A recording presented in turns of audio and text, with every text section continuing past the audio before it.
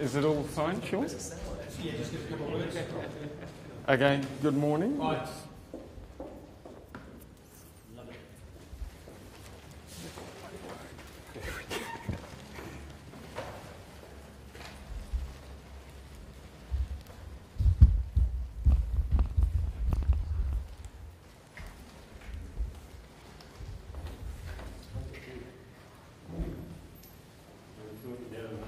No, never enough, never enough.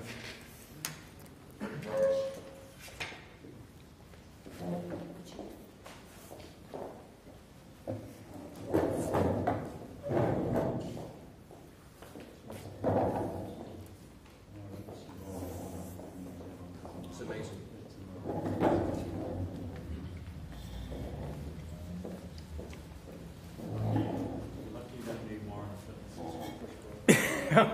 Yes. We need the right.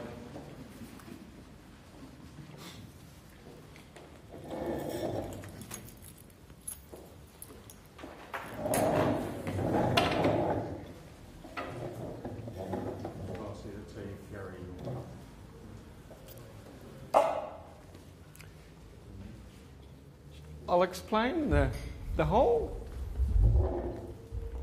I checked in at Air New Zealand last Thursday and they said they wanted $105 for my excess baggage. And I went, no, we're not going to pay $105. And so I figured out that this is the bike rack that goes on the back of a car. I figured out by attaching it to the bike it wasn't a separate piece.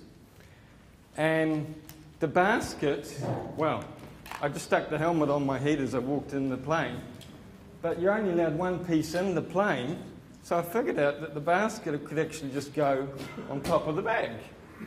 And so instead of $105, it was $30 excess baggage. And since Milton just talked about that, I'd like to start with why, and we'll talk about how later, because there's always a cheaper way of doing everything, and that was what I was trying to demonstrate, is that even with very little money, you can have amazing results. Please help yourself. There's a selection. We had no idea how many people were coming. So why do this? Why do we want to break the cycle of poverty? And the first reason is it was just a very personal thing that happened to me in my life. I found myself in a brand new city. I didn't know anyone, and I was reading the paper and I thought, oh, there's a job, I could do that. Tower Financial Advisory Services. So I applied for the job, and sure enough, I got the job. And about 4 months into my work, Bridgecorp fell over. Here I am, I'm the man holding the baby. There's 450 clients, 30 of which had money in Bridgecorp, about $1 million. And I just felt incredibly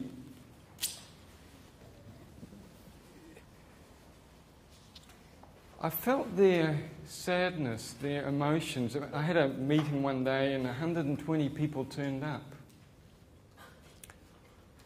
I had a 10-page speech for them, and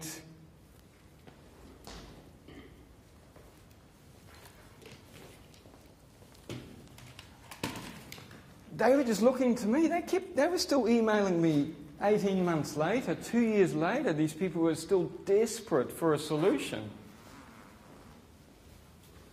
They didn't know what to do. And what really brought home how people just did not know was, obviously, they were so petrified about the knowledge I had that they consistently wrote threatening letters. And I've got a lot of lawyer friends, and they all just said, Lucas, shut up, because you'll spend the rest of your life fighting Tower. If you don't shut up, they're going to go you. And we've seen the behaviour of people like Tony Gibbs and what they did with the kiwi fruit battles and whatnot. It's always in the courts. And a private individual cannot fight a corporation in courts. So, well, with all these lawyer friends around, I thought, well, better shut up. That was the 10-page speech. But just to show you that people didn't know anything, this person here, they lost $940,000 in Bridgecorp. And I won't show it for the camera, but this person's a financial advisor. Would you like to double check? Is that the business card down the bottom? It's a financial advisor. And it was family money. It was $500,000 family money. So, look, if the financial advisors can't figure it out, then what is the malaise in society? The malaise in society is that nobody has a good nous or a good understanding for money. And for that day at that meeting where 120 people turned up, a lady asked me at the end of the meeting, she was 80 years old, she says, look, I'm a widow, could you help me? And so we pulled out as much money as we could and got it into a safe place. Unfortunately, we couldn't get it all out because it wasn't due to mature. But what did mature, we got it out. And about 20-something months later, she'd rung me, can you come over and can we just go over things again? Where are we at? And so we had a cup of tea and I said to her, what can I do about this? And she didn't have an answer. How can I help these people that have vaporised their money? And I rang her 3-4 weeks later because she'd been wanting to see me again. And the day I rang, it was her funeral. And so I cancelled 3 appointments, drove over to Dargaville, went to the funeral, and I just couldn't help but think that it was a suicide. Rather, she was as fit and healthy as anything, And she just drifted over the centre line, and the truck coming the other way was 30 tonnes filled with sand. And a couple of days, because she was such a lovely lady, and she'd make you sandwiches and a cup of tea and had the best spirit in the world. On the way home I thought, gee, I want to remember Dorothea, and I bought a couple of feijoa bushes and planted them in the garden the next day, thinking, well, I bought them on the way back from the funeral, I'll remember her. And a few days later I walked down to the bottom of the garden, and it was like an epiphany. It was sort of like it hit me, the only thing I can do about this is to teach the grandchildren of these people the habits of Warren Buffett. And I'd already been studying him for 13 years anyway, because every problem that you solve in life, it starts with a question. And my question, when I first became an advisor 15 years ago, I asked myself, if I could ask anyone for financial advice, who would I ask? I didn't answer the question straight away. It took a while to find an answer. But eventually one name appeared on my list.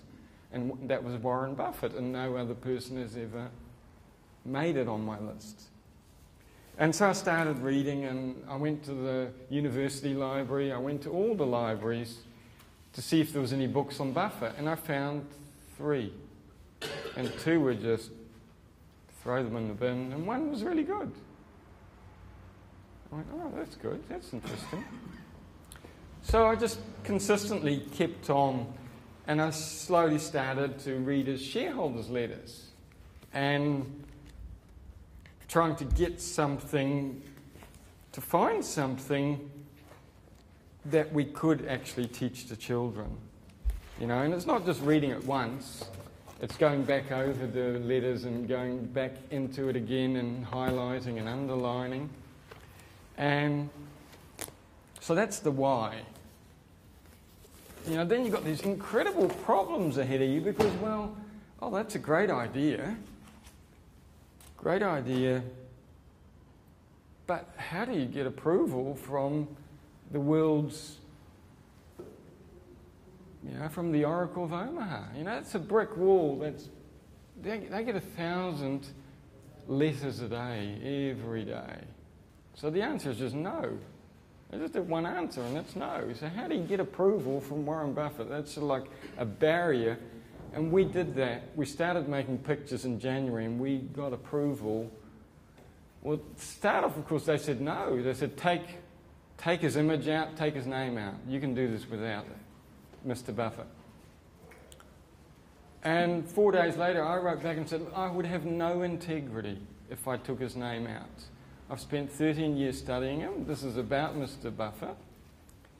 I'd have no integrity. And a week later, I got an answer, and Debbie Bosanic had spoken to Warren about it.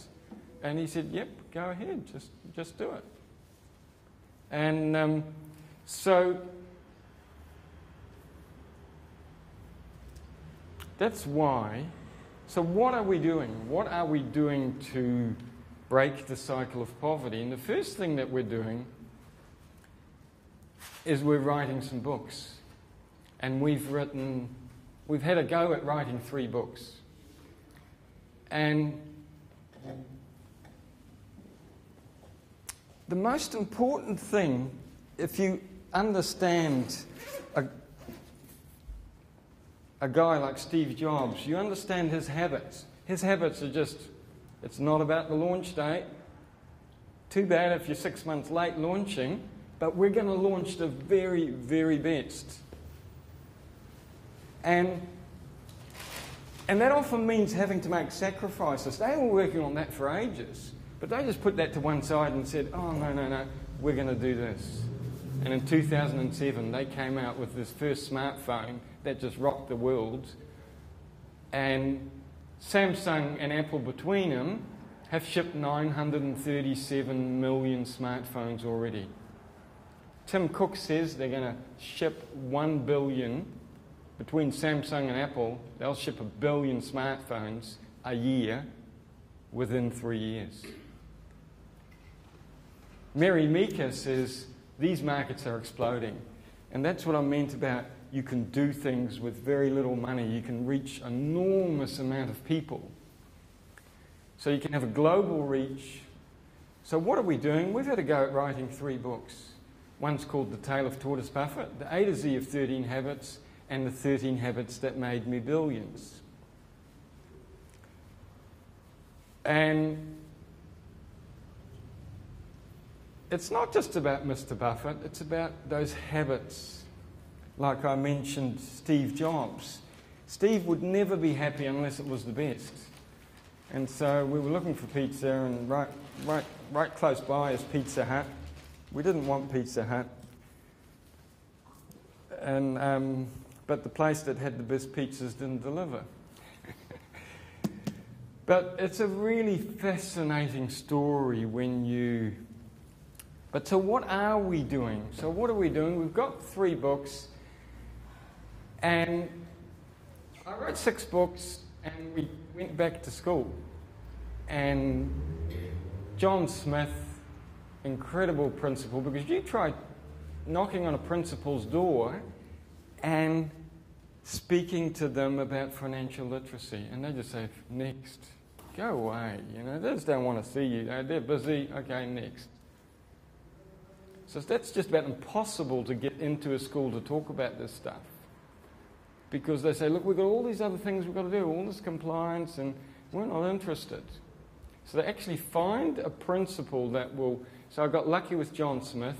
He let me into Carmo Intermediate, and 4 teachers volunteered, and we had 20 hours. So each class had 4 hours, and I was observing, the teacher was teaching, and they taught all 6 books. And I just looked at, well, what's happening? And every student had to give 4 types of feedback. So at the end of that process, you go, okay, that was shit, that was shit, that was shit, that was shit. This is okay. I went to the George Pompidou Centre when I was 21 years old.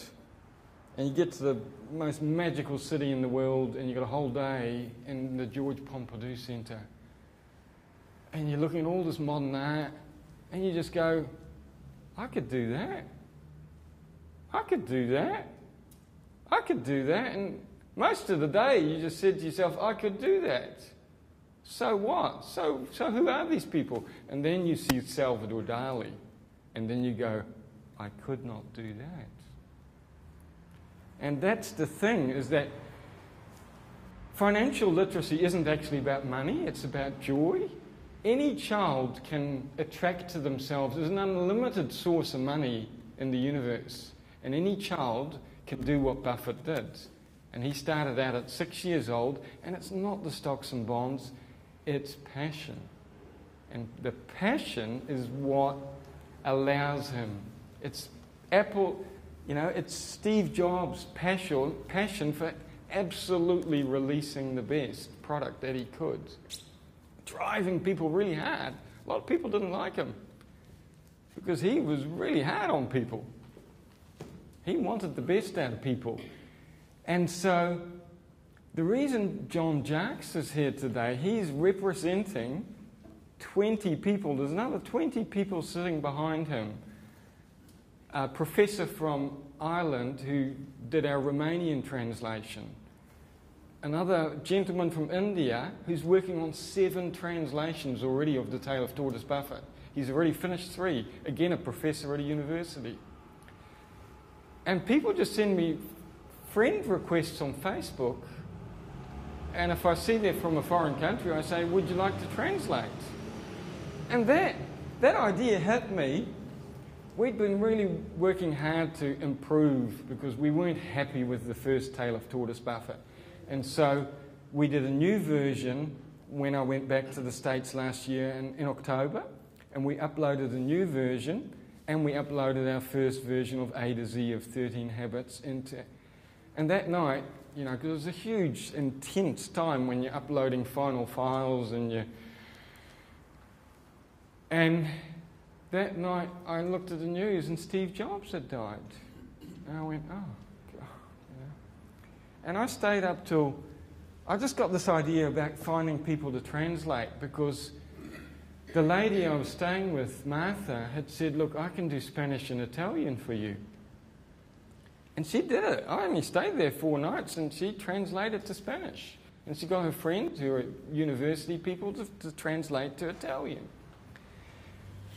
And I just had this idea and I started putting it on Facebook. And within 2 days, we had offers for 12 languages to do translation. Just people, Facebook. So how does that happen? John Jacques and I, we met on the ferry. And so I've only ever met 2 translators in person. That's Martha and John Jacques. All the other 18, I've never even met them, and they're working. And so when I got to Frankfurt Book Fair, I met the founder of Wikipedia, and I was sitting at the front. I was one of the first people there. And so I was the first person to be able to ask a question. There was only 2 questions. And I said, look, how do you take a concept like this and share it with 100 million people? And he says, well, our secret sauce is a wiki. When you use a wiki, people that want to come and share will come and share. And so that, then you start studying the kind of concepts and the kind of habits and the kind of thinking that allows something like Wikipedia to grow into what it has. How many languages? 112 languages or 167 languages? Britannica just stopped printing last year, finished, no more. It's over. And so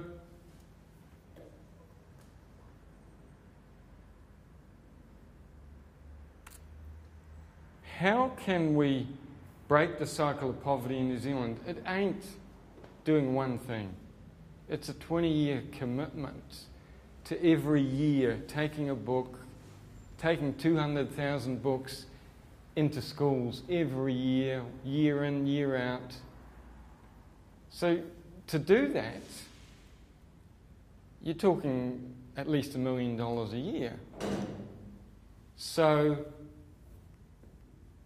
is it an insurance sponsor, a banking sponsor, a telco sponsor, Is it 4 or 5 sponsors getting together and sharing the load? Is it one sponsor? You know, when you look at the ANZ Bank, they've got an advertising budget of 500 million. You go, they're just sort of numbers that you don't normally think about in your daily life, you know. But the real thing is, how can we share with children? And we haven't found the secret sauce yet. That's what I'm talking about. It's a 20-year commitment to figure out, to just keep at it and keep releasing books. And eventually something gets released that you go, wow, that's amazing. Or the game. It's an interactive game. But it's about empowering children to think differently. And so how can you do that? Who's been to a classroom of Decile 1, 2, 3 and sat down and taught the children something? Has anyone ever tried? It's a very different experience from going to Orewa Primary School. You know, in Orewa Primary School, you ask 35 kids who's got an iPad at home, and 60% of the hands go up. You go to a small Decile 1, 2, 3 school and you say, who's got an internet connection at home? You'd be lucky if you get 3 hands in the classroom. So you can't use smartphones and tablets to get to the people that need it most. It's the good old-fashioned printed word. It's a book. It's the only way you're ever going to do it. Now, I feel very blessed that Duffy Books and Homes, they just loved it. They saw the book and they said, yep, we want to do it. Let's do 200,000. Let's do it now. Let's do it in September. Let's do it. And that, of course, means that, well, yeah, that doesn't give you much time. The 2nd of September. And I met with Linda Wagner just over 3 weeks ago. And I thought, well, how am I going to find $1 million by the 13th of July? I thought, well, if we have a meeting like today, then we can see if anyone's interested to help. And you remember this list, Neville? We were talking about it over coffee not long ago. And so I basically just emailed every CEO of any company that makes $100 million or more profit. And I actually only got one answer from a CEO, and that was from Peter Clare at Westpac.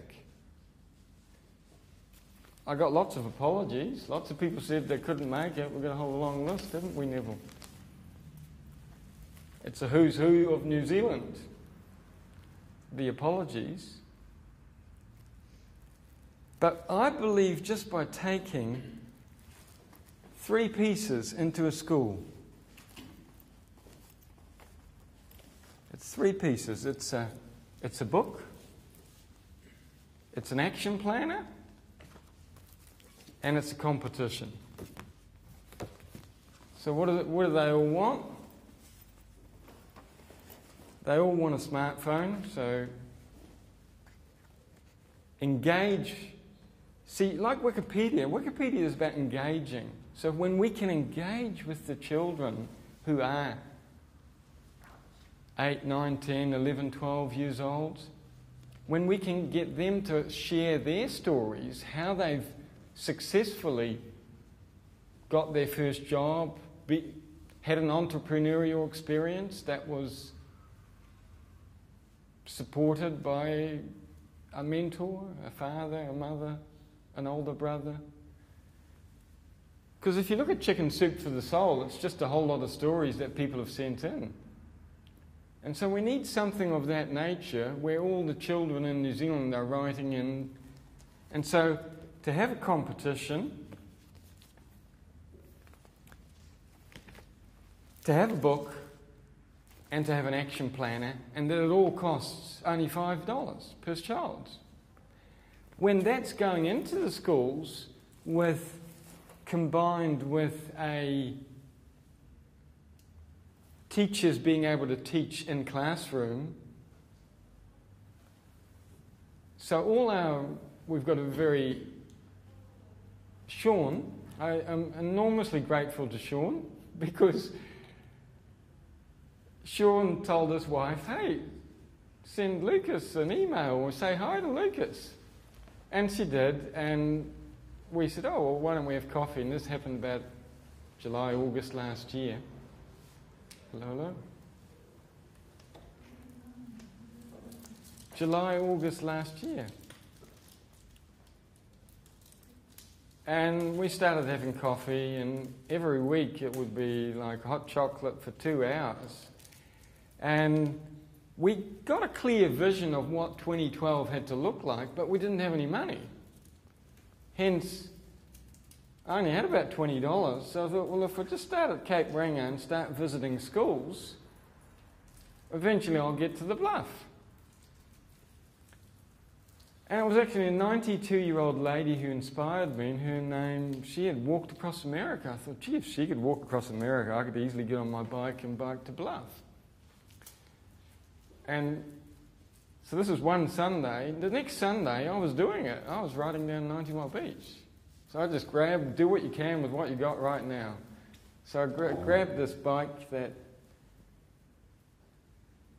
my father had moved into the Metropolis apartments, and he was decluttering, and he'd given it to me. It's about 40 years old, and so for 3 o'clock or 4 o'clock on a Friday afternoon, I needed somewhere to be able to put some drinking bottles. And so I went to this importer. I thought, look, maybe he'll help me. And they did. They put new tyres on, and they gave me the basket and gave me some lights. And we were there till 7 o'clock that night doing up the bike. Saturday, that was Friday. Saturday I drove up to Cape Reinga, and then Sunday I started biking. And I realised I had my car sort of miraculously following me. And by the time I got to Wellington, I thought, I don't need anyone following me. So the whole South Island I just did with this backpack and a basket. And that's all I had. That's all I had. We visited 75 schools. And because I was getting to thank Sean, because Sean created this most amazing interactive website with video blogs attached, Facebook attached, all the news articles attached. And we went from 0 to 4,500 unique visits. And the average visit is 2.5 pages, and it's 3 minutes long. So these are teachers who are opening it up and projecting, so they're sharing the books in classroom on their active boards. So I only visited 75 schools, so how do you get 4,500? And so when you start on a project like this, you get all sorts of unintended consequences. We just wanted approval from Warren Buffett. And so we made a video to get approval from Warren Buffett. We just made it for him so that he would say yes. But then my friend Nathan said, look, let's put it up on YouTube. And it's now getting 2,000 views a day. 338,000 views already. And the book is still at least a year or two away. And the book's called 13 Habits That Made Me Billions. The YouTube. So has any author ever released a book in New Zealand that has 1 million YouTube views? Probably never been done before. So unintended consequences. And so just by simply doing this every year for 20 years, whatever comes out of this project in what we do in Decile 1, 2, 3 with Duffy Books and Homes will mean that we can also release it on smartphones. And we can also release it on tablets. And I don't know if anyone's ever seen The Tale of Tortoise Buffett on a tablet, but it is pretty amazing. It's very special. It will hold a 4-year-old's attention for 15 minutes. 6-year-old, they're just absolutely into it. Go away. This is mine. Now, how do you teach financial literacy to a 4-year-old? So this is the future. But it will not break the cycle of poverty. But hey, it will allow us, if we just focus on those 200,000 year in, year out for 20 years, we will be able to release it on this media as well. And the unintended consequence is that 100 million others will get it too. It's like the YouTube clip. We made it for Buffett, and yet it's going to have 1 million views. We can probably predict that now. We can probably do a graph saying how soon it's going to be the 1 million views. It's just going to happen. There's nothing that'll stop it. And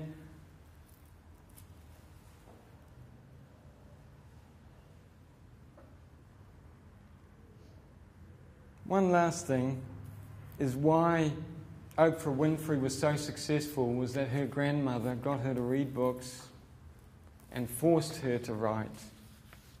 Forced her every day to write about what she'd read. And that's the habit. So it's got to be, for $5, a book, an action planner, and a competition to engage them, to get them to create wonderful materials for us. And I think we can do it. It's just a matter of sticking with it and just carrying on and saying, how can we do it rather than... Lucas, this morning on National Radio, Dr. Peter Watson was speaking. Does everyone know who he is? He's just been honoured as New Zealand or NZT, worldwide New Zealand. I've never heard of him. He lives in America. He was guided by the Reagan government. And he said this morning that he was shocked when he came back to New Zealand to find the huge disparity in income. And then he went on and spoke at the early part of the interview, which will be on Radio New Zealand, about the lack of financial literacy. So I think there's a huge leap in that. He wasn't back in his home in Washington when he was interviewed, but if you can get that clip from Radio New Zealand put on the Facebook pages, they're saying that the reason New Zealand has work problems than most people, and we have a lot less wealth, we're nowhere like Singapore as well, and he's inspired by what Paul Callaghan is doing in terms of lifting our productivity, getting into the right jobs. And this guy is wide knowledge of international affairs and of European economics. That financial literacy he saw was the biggest lacking. There was absolutely no culture in New Zealand. And while we produce scientists and engineers, not as many as we probably should, but there was no ability, he called it the connector. There was no connection between the financial literacy part, that is putting it into action, making money out of it, and the academic success that a lot of New Zealanders have. Peter Watson? Peter Watson. I'd just like to say that I owe an enormous debt of gratitude to Neville, because Neville was there before these ideas even started. He encouraged me to start writing. I read this book, and when I read this book, it inspired me to get hold of Neville. It was the biography written by Alice Schroeder, The Snowball. So it's about Warren Buffett. And once I read it, I emailed Neville and said, hey, would you like me to write an article? And 1, 2 or 3 now. yeah, and so he of course made me look really good, because he's a fantastic editor. He took 4,000 words and cut it down to 1,500 and put it together just perfectly. So I really appreciate his editing skills.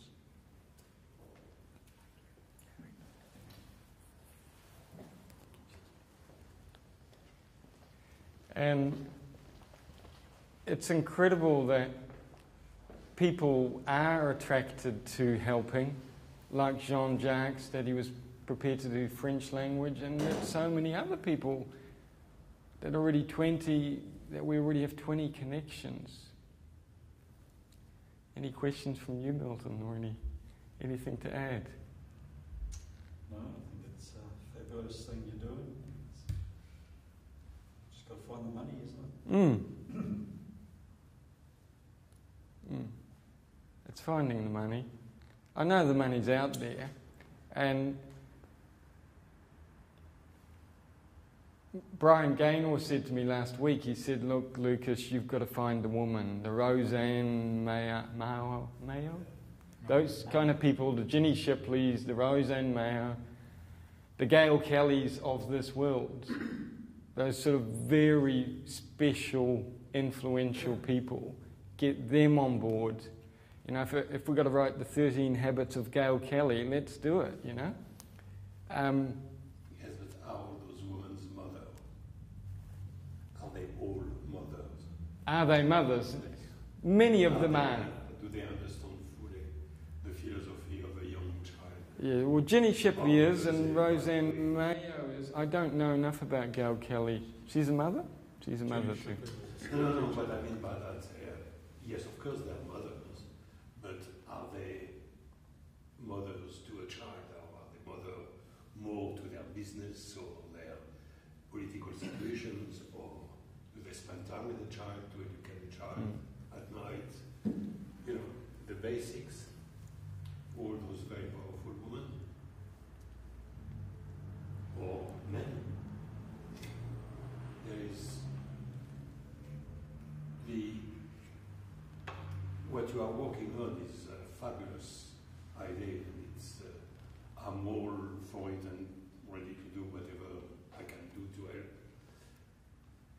But as we are talking of the poverty level and everything, I think while we try to educate the children of the value of money, the selling of the money, the usage of the money, don't we have to start also with the family they are living with, the parents, which are the one which they'll be looking at. 4, 5, 6 years old, the idol is mom and dad. So do those people have to be involved into the process? And how do you get them involved into that process? I believe the way we can get mum and dad involved, because Robert Kiyosaki wrote about Rich Dad, Poor Dad, and the reason why poverty is a cyclical problem is because the rich kids learn about financial literacy over the dinner table, and the poor kids never learn it because their parents don't have it.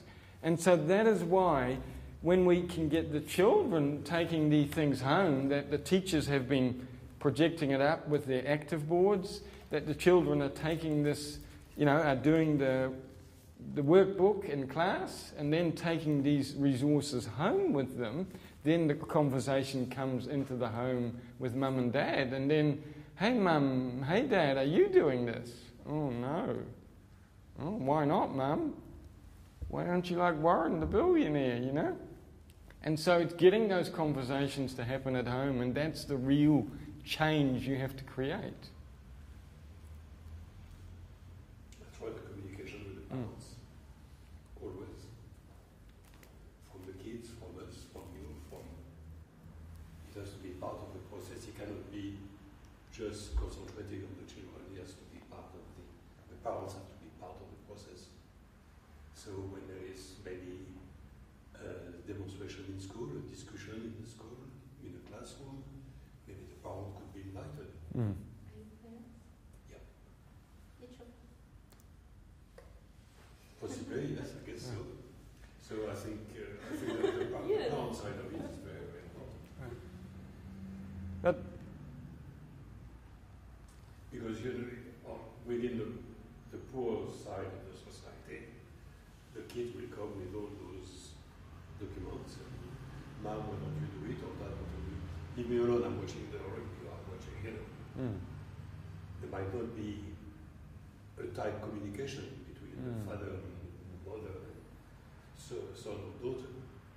But if the parents are more involved when they go through the process of the classroom, if the kids are sitting at the table and the parents are sitting behind, then there might be a connection starting. But at home, in so many families, it will be hard. And that's not only in New Zealand.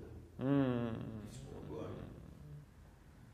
The priorities of the television program and the beer, getting a beer in the fridge, or things like that, it's constant. One of the most fundamental habits we really promote, of course, is reading. Buffett reads 8 hours a day. And, you know, when I talk to the kids about meeting this guy at the back of a restaurant in Omaha and that he's worth 44 billion, you know, they understand the difference between billion and million very well. And, you know, and they're really excited about these classes, about learning about the habits. And I always ask them, how long do you read at home every night? You know, hand up if you read 15 minutes. Keep your hand up if you read half an hour. Keep your hand up if you read an hour. And at 2 hours, there will only be 2 left in a whole class. So 30-something kids, 2 will read 2 hours. And it's getting into that habit of reading 3-4 hours a day. Because 80% of people haven't read a book in the last 12 months. And so, as you were saying about the TV, all those interruptions, the fridge, the cooking, whatever. And people are not reading. And they don't need to read. They got the iPad, they got the tablet, they got the television. Lucas. yeah, I understand. Unbelievable, it's like I've got an appointment back at the office. I understand. So I appreciate your support. sometimes very important. I'll do the connection there. Neville gives me all these tasks, like, you know, ring up Bruce Plested. You know, well, he's never heard of me. Yeah. Thank you anyway. Yeah. Hope you got a deserving home for us. Food. Okay, yeah, we'll take. Okay. Cheerio, everyone. Okay. Thanks for your time. Okay. Yeah, so Neville said to me last year, you know, you've got to talk to Bruce Plested from Mainfreight. But sure enough, he rang me. We talked for about 20 minutes about this thing. So we follow up, and it's just inch by inch. And, you know, we're very excited to have, is it Rob and Ryan? Very excited to have Rob and Ryan here today. Obviously, a banking sponsor is something that's very high on the list, that we can do something in Australasia. And we're very, very grateful because Milton is the only sponsor who actually got us check out and signed some checks and gave us some money to help Karma Intermediate in Whangarei. And, you know, he's paid $13 plus GST a book for 650 books. So the price, when I talk about $5, I am talking about 200,000. You know, if you want 50 books, okay, the price is $20. But, you know, if you're going to commit to 200,000, I'm sure we can do something around $5. You want to do it? I know Rod's, can't wait to order 200,000 We go back a long time, Rod. Don't hold that on me now. Yes. But, yeah. I appreciate everyone coming. Is there any questions, Rob? Just would we be able to get some copies of the book so we can show some people they can make decisions? Yeah, absolutely. Yeah. You have to just. This is the book that's in here. I'm very unhappy with. It's just a work in progress. The Tale of Tortoise Buffett is still going to go through one more review, and it's already had about 3 lots of reviews. This one here, I go, I'm not happy with this book. It's selling quite well, but I'm not happy. And so I'm pleased, but not satisfied. But welcome to, yes. And the whole concept, of course, is together with the action planner. That hasn't been written yet, but we're working on it. And I've been in Christchurch in the last 3 weeks working with Casebrook Intermedia, and we started working on the action planner for the Tale of Tortoise Buffett. And we got some really good dialogue between the students and some great ideas of what has to be in the action planner.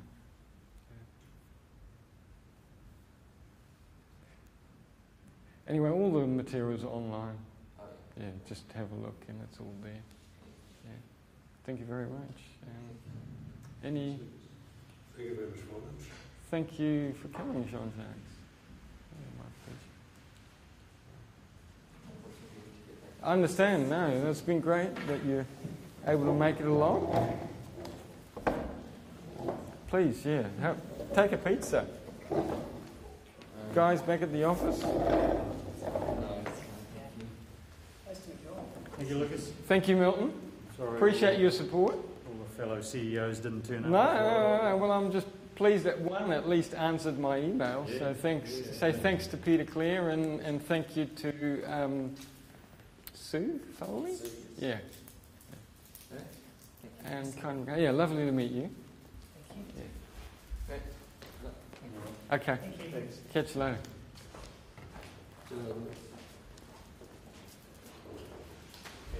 So, what's that other too loud? So what's this?